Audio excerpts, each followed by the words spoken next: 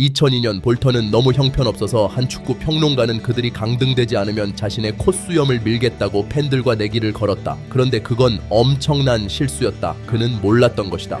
볼턴의 감독 샘 엘러다이스가 빌리 빈과 친구라는 사실을. 영화 머니볼 알지? 그래, 바로 그 사람. 샘은 그의 방식을 따라 이적 시장을 분석하는 방법을 알아냈고 점진적으로 예산 내에서 슈퍼팀을 만들어가기 시작했다. 수학적으로 완벽한 영입을 찾아낸 끝에 4달 후 그는 마침내 대박을 터뜨렸다.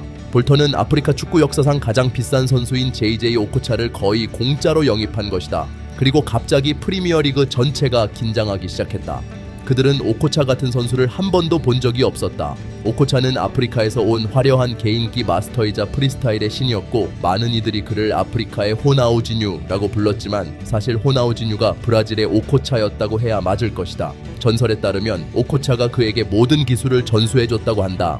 하지만 오코차가 특별했던 이유는 그가 100만 명 중 1명 나올까 말까 한 선수였기 때문이 아니다. 그에게는 아무도 축구를 가르쳐주지 않았다. 사실 그는 애초에 축구 선수가 될 운명이 아니었다. 16살이 되던 해 고등학교 졸업 선물로 오코차는 독일에 사는 형의 친구를 방문할 기회를 얻었다. 원래는 관광이 목적이었지만 문제는 그 친구가 독일 3부 리그에서 뛰는 축구 선수였다는 것이다. 훈련을 구경하다가 지루해진 JJ는 갑자기 자리에서 일어나 코치에게 함께 훈련할 수 있냐고 물었다. 코치는 이 상황이 웃겼는지 따라올 수만 있다면 해봐 라고 장난스럽게 대답했다. 하지만 1시간 동안 마법 같은 플레이를 펼친 후 다음날 다시 오라는 부탁을 받은 사람은 오코차가 아니라 그 코치였다. 그리고 그 다음 날도 또 그 다음 날도 2주 후 오코차는 벌써 계약서에 서명하고 있었고 한 시즌 후 우연히 그의 훈련을 지켜보던 아인트라흐트 프랑크푸르트 감독 드라고슬라브 스테파노비치가 그를 발견했다. 오코차의 재능은 누구도 부정할 수 없었기에 스테파노비치는 그에게 다가가 물었다. 경기할 때 말고는 뭐 하고 지내나? 잠을 잡니다. 그럼 자지 말고 우리랑 훈련하자. 1년 후 오코차는 처음 독일에 도착했을 때의 소년과는 전혀 다른 선수가 되어 있었다. 그리고 그는 이렇게 말했다. 나는 독일에 오기 전까지 내가 흑인이라는 걸 의식해 본 적이 없다. 그가 처음으로 경험한 인종차별은 그를 더욱 강하게 만들었고 오코차는 인종차별주의자들에게 복수하는 방법은 단 하나, 경기장에서 그들을 농락하는 것이라고 믿었다. 독일 최고의 수비수들이 그의 발재간을 막지 못한다는 사실을 증명하는 것이었다. 그래서 그가 전설적인 올리버 칸과 1대1 상황이 되었을 때 오코차는 그를 춤추게 만들었다. 30년 후 올리버 칸은 여전히 어지러움을 느낀다고 고백했고 위르겐 클롭은 이를 두고 독일 축구 역사상 가장 화려한 골이라 불렀다. 같은 날 한 신문은 이렇게 썼다. 베켄바우어, 바레시, 코엘러, 월드컵 최고의 맨마커들이 있었지만 그들조차 그의 개인기에 휘말려 버렸다. 그리고 순식간에 오코차는 아프리카 네이션스컵 우승 트로피를 들고 있었다. 그는 주로 벤치에서 대기했지만 대회 베스트 11에 선정될 정도로 압도적인 존재감을 보여주었다. 그러나 월드컵에서는 처음부터 주전이 아니었다. 16강에서 나이지리아가 바조의 이탈리아와 맞붙었을 때 오코차는 축구 역사상 가장 강력한 수비진을 상대해야 했다. 하지만 그는 월드컵 한 경기 최다 드리블 기록을 경신하며 그들을 뚫어냈다. 경기 종료 28분 전 그는 나이지리아에 리드를 안겼다. 그러나 바조가 2골을 터뜨리며 역전했고 결국 오코차와 그의 팀은 탈락하고 말았다. 그리고 이런 일들은 오코차의 커리어에서 반복되는 패턴이 되었다. 좋은 일이 생길 때마다 항상 예상치 못한 비극이 찾아왔다. 바로 다음 해 그는 29경기에서 26번의 득점 관여를 기록하며 놀라운 행보를 이어갔고 발롱도르 후보에 오르는 영광을 누렸다. 그러나 그의 동료였던 마우리치오 가우디노가 차량 강탈 조직과 연루된 사실이 밝혀지면서 팀은 혼란에 빠졌고 결국 강등당하면서 오코차는 이적 명단에 올랐다. 바로 그 시기 사니 아바차 독재 정권이 선수들의 아프리카 네이션스컵 출전을 금지했다. 순식간에 오코차는 나락으로 떨어졌다.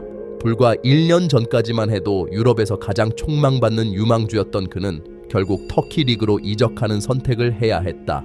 그가 다시 정상에 오를 유일한 기회는 1996년 올림픽뿐이었다. 대회에 출전한 나이지리아 대표팀은 극심한 재정난을 겪었다. 아바차 정권은 대표팀을 전혀 지원하지 않았고 심지어 감독 요하네스 봄프레르의 급여 지급마저 거부했다. 하지만 선수들의 간곡한 요청으로 그는 팀에 남았다. 대표팀의 숙소비조차 지급되지 않아 선수들은 자비로 호텔비를 부담해야 했다. 이런 상황에 처한 팀은 나이지리아 국민들에게 드림팀이라 불렸고 어려운 시기일수록 조국을 자랑스럽게 만들겠다는 의지가 더욱 강해졌다. 대회가 시작되자 그들은 조별리그를 순조롭게 통과했고 오코차는 멕시코전에서 박스 밖에서 터트린 발리슈스로 팀을 승리로 이끌며 중결승 진출을 확정지었다. 그들의 상대는 브라질이었다. 그리고 브라질에는 호나우두, 호베르투 카를로스, 히바우두, 베베투 같은 전설들이 버티고 있었다. 나이지리아가 그들을 넘어서는 것은 도저히 불가능해 보였다. 특히 경기 종료까지 12분을 남기고 2골 차이로 뒤처지고 있을 때는 더욱 그랬다. 하지만 갑자기 한 골이 터졌고 추가 시간에 오코차가 놀라운 롱스로인을 던졌다. 그는 단순한 플레이메이커가 아니라 축구 역사상 가장 뛰어난 스로인 전문가 중 한 명이기도 했다. 그 공은 페널티 박스로 정확히 날아갔고 카누가 동점골을 만들어냈다. 이제 모든 것은 골든골 방식에 맡겨졌다. 그리고 4분 후 나이지리아가 브라질을 무너뜨렸다. 그 순간 오코차는 이미 기자들에게 이렇게 말하고 있었다.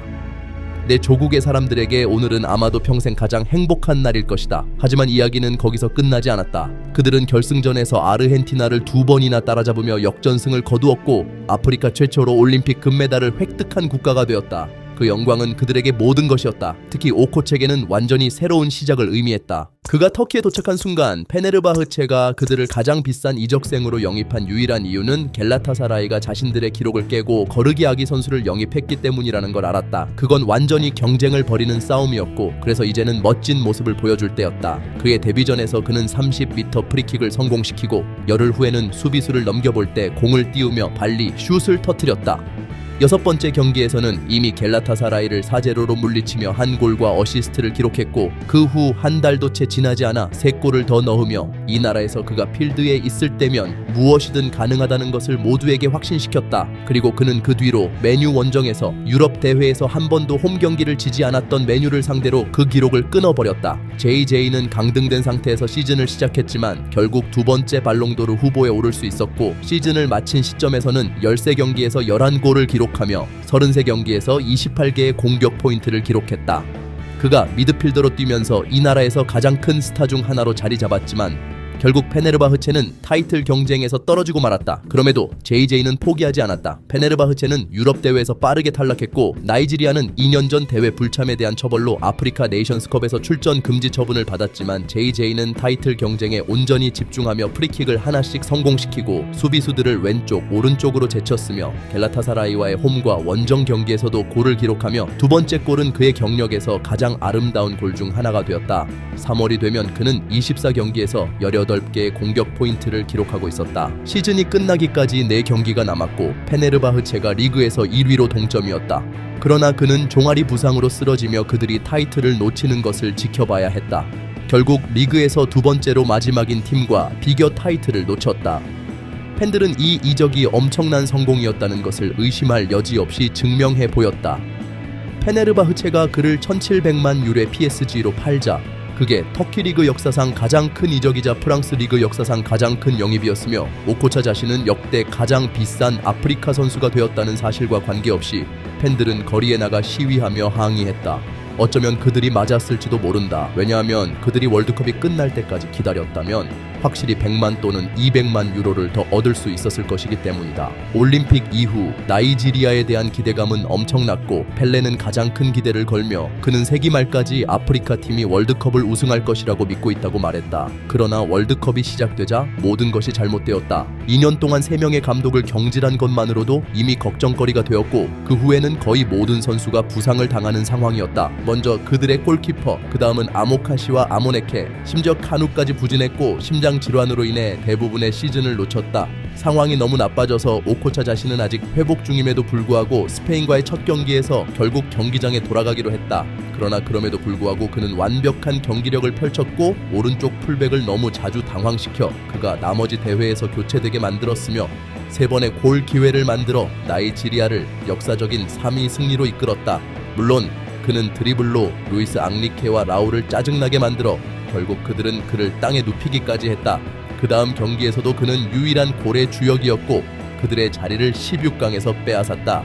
비록 덴마크에게 4-1로 참패하며 일부 선수가 전날 밤 클럽에서 목격되었다는 소문이 돌았지만 그는 여전히 경기장에서 최고의 선수였고 그들이 얼마나 일찍 탈락했든 상관없이 대회팀에 이름을 올리는 놀라운 성과를 이뤘다. 그러나 PSG에 입단한 후 팬들은 JJ가 지노라와 웨아의 영광의 시대를 다시 불러일으킬 것이라고 기대했다. 그는 데뷔 경기에서 또 다른 전형적인 오코차의 엄청난 슛으로 시작했고 몇 주 후에는 클럽의 2000번째 골을 기록하는 자전거 킥을 성공시키기도 했다. 하지만 그 해는 재앙처럼 흘러갔다. 그는 아프리카 네이션스 컵의 불참한 이유로 아프리카 올해의 선수상을 놓쳤고 PSG는 하나의 대회에서 다른 대회로 차례로 탈락하면서 어떤 감독도 몇 달 이상 자리를 지킬 수 없었다.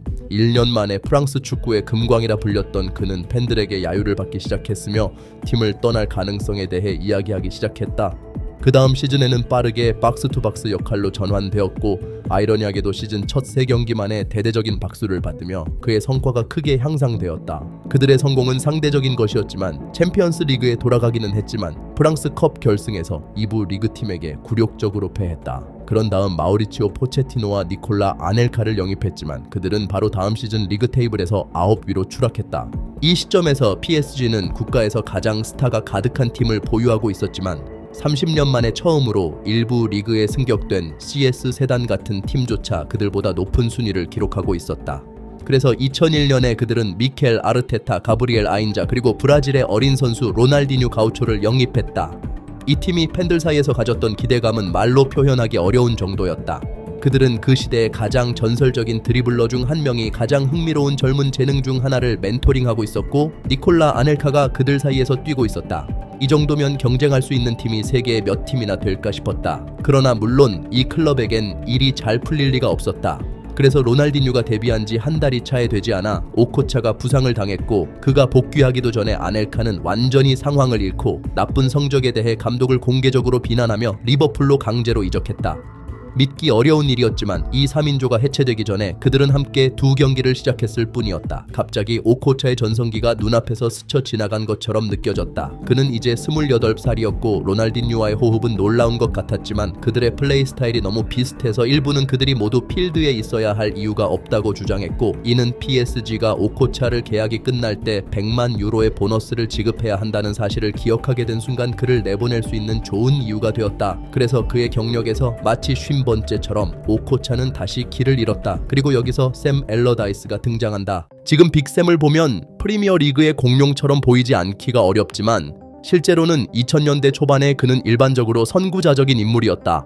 거의 20년 전 템파베이 라우디스에서 뛰고 있을 때 다른 스포츠에서 감독들이 게임의 모든 세부 사항을 최적화하기 위해 사용하고 있는 기술들을 보고 그는 데이터 분석에 집착하게 되었고 이를 축구에 도입하겠다고 결심했다. 볼턴에 도착한 그는 컴퓨터와 스프레드시트를 들고 있었고 그를 둘러싼 회의적인 분위기는 엄청났다. 다른 직원들은 그가 말하는 것을 이해할 수조차 없다고 불평했지만 중요한 것은 그가 계속해서 승리했다는 것이다. 그는 볼턴을 챔피언십 리그 하위권에서 데려와 바로 플레이오프에 진출시켰고 어처구니 없이 그들을 AF컵 결승에 거의 진출시키기도 했다. 2003년 후 그는 볼턴을 23년 만에 강등을 면하게 했지만 그를 지켜보던 대부분의 사람들을 놀라게 한 것은 그의 이적 시장 접근 방식이었다.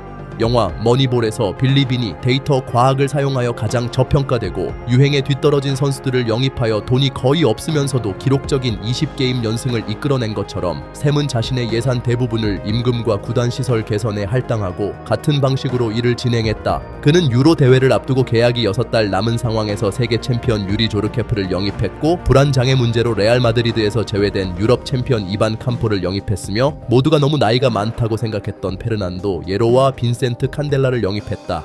하지만 그의 스프레드시트에서 나온 이름 중에서 그를 가장 흥분시킨 이름은 JJ 오코차였다. 그 이적은 그의 걸작이었다. 당시 누구에게 물어보았더라면 JJ가 볼턴 같은 클럽에 계약을 하러 올 리 없다고 다들 맹세했을 것이다. 하지만 샘의 말대로 우리는 실제로 기회가 있을 거라고 생각하지 않고 시도했지만 묻지 않으면 얻을 수 없다. 그리고 놀랍게도 샘이 파리에서 선수를 만나기 위해 비행기를 타고 떠난 하루 후 JJ가 전화를 걸어 자신이 차를 타고 파리에서 볼턴으로 가고 있다고 알려왔다. 너무 믿을 수 없어서 그의 첫 기자회견에서 기자들이 그를 몰아붙였고 그중 한 명은 그에게 너는 볼턴 원더러스가 아니라 레알 마드리드 같은 곳에 있어야 한다고 직설적으로 말했다.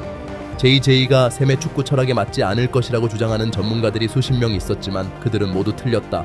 올바른 균형을 찾는 데 시간이 좀 걸렸지만 6달 후 볼턴이 다시 강등 직전의 상황에 놓였을 때 모든 것이 맞아떨어졌다. 시즌 마지막 9경기에서 JJ는 대활약을 펼쳤고 서덜랜드와 토트넘을 상대로 득점하고 맨시티를 상대로 어시스트를 하여 이 세 팀을 연속으로 물리쳤다.